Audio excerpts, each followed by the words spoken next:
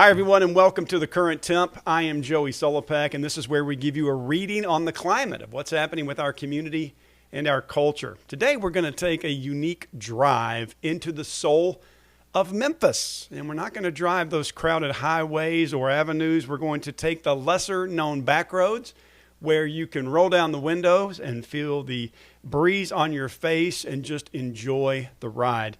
We're going to visit a few of our hidden treasures around the city, and we're going to talk about things that you may have never heard about some of these iconic locations. It's part of what I love about our city. The Pink Palace, the Overton Park Shell, and Sun Studios. They're not just landmarks, they're time machines. And if you're from Memphis, you've likely passed these places 100 times, but do you really know their stories? I would bet that most of us don't. So let's take a brief walking tour of this city that we love. Now, first, let me thank Lexus of Memphis. I cannot tell you how honored I am to be partnering with those men and women out there. Phenomenal product, phenomenal service, and that's huge with me. If you're going to buy something, you really just want to have a great team to help you with it, and that's who they are. Our tour guide for this adventure is noted Memphis historian, Mr. Dick Cockrell. Now, he braved the heat and humidity of a Memphis summer, and we begin our journey at the Pink Palace.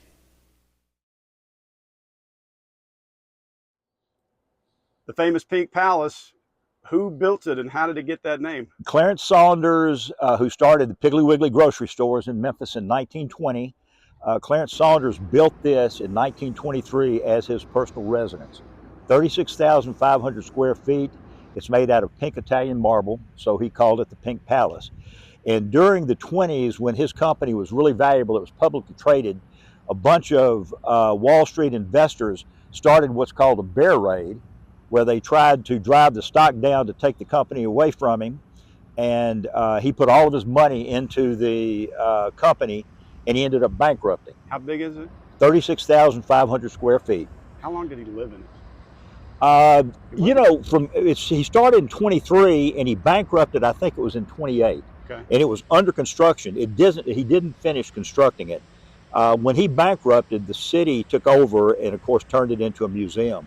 But the other thing that's fascinating about it is what we know as Chickasaw Gardens, all of the area around here, that was part of his property. Really? Clarence Saunders was new money.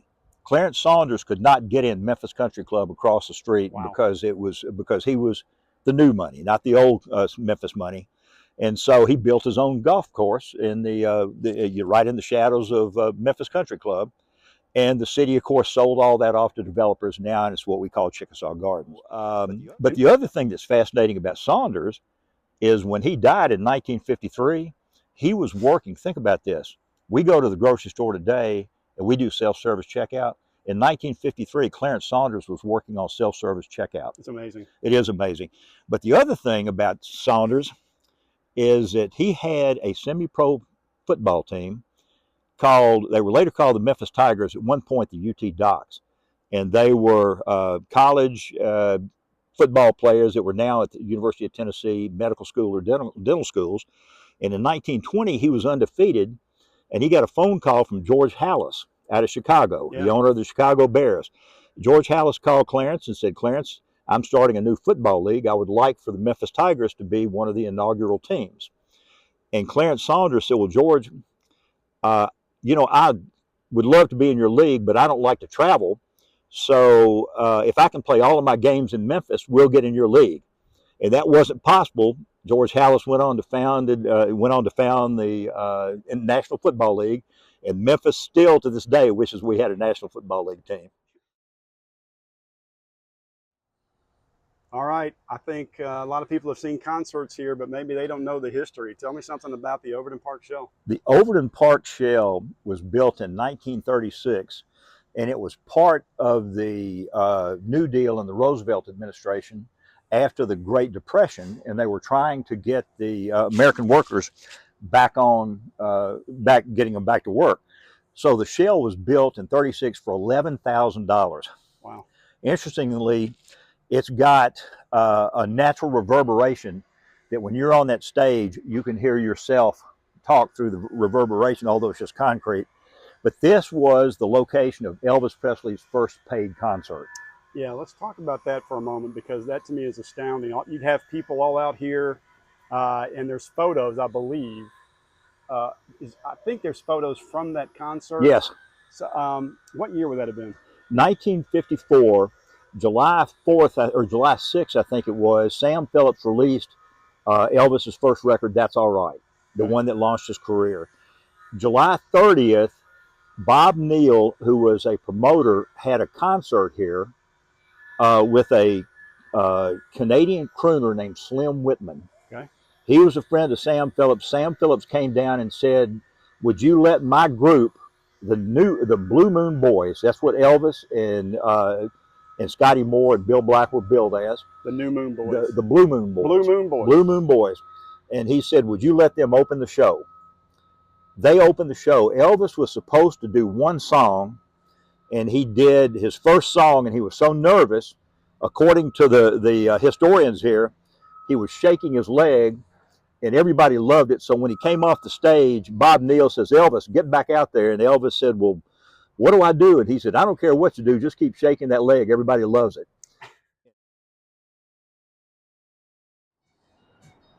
All right, it's Elvis week. Tell me what we're looking at here. We are at ground zero for rock and roll.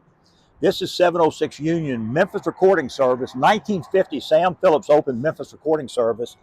And in 1953, a teenage Elvis Presley living in downtown Memphis came down, not seeking fame, but came down to record a record for his mother for her birthday.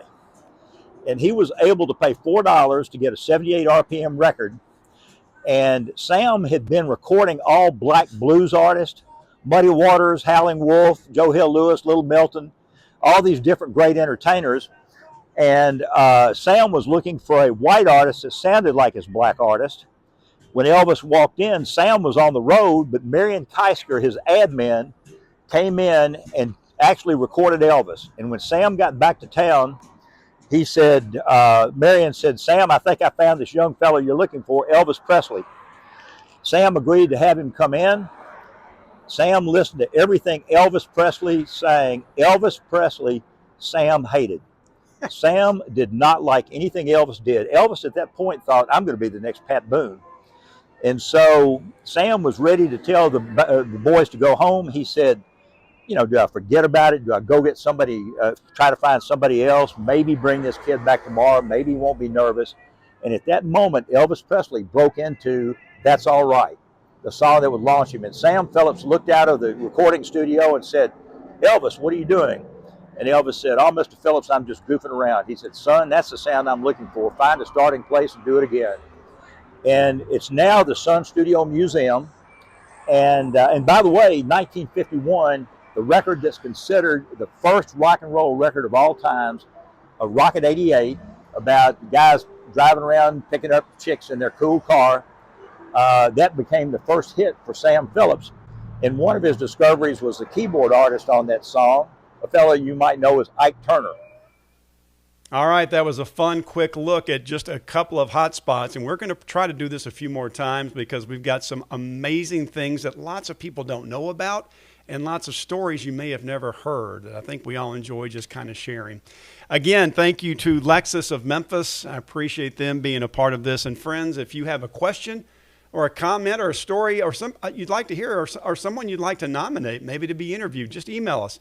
You can email the team here at thecurrenttemp@gmail.com, and you can catch these shows, of course, on my Facebook page, on YouTube, where we want you to subscribe, or on Spotify. You can subscribe there as well. Thank you, guys, and have a great week.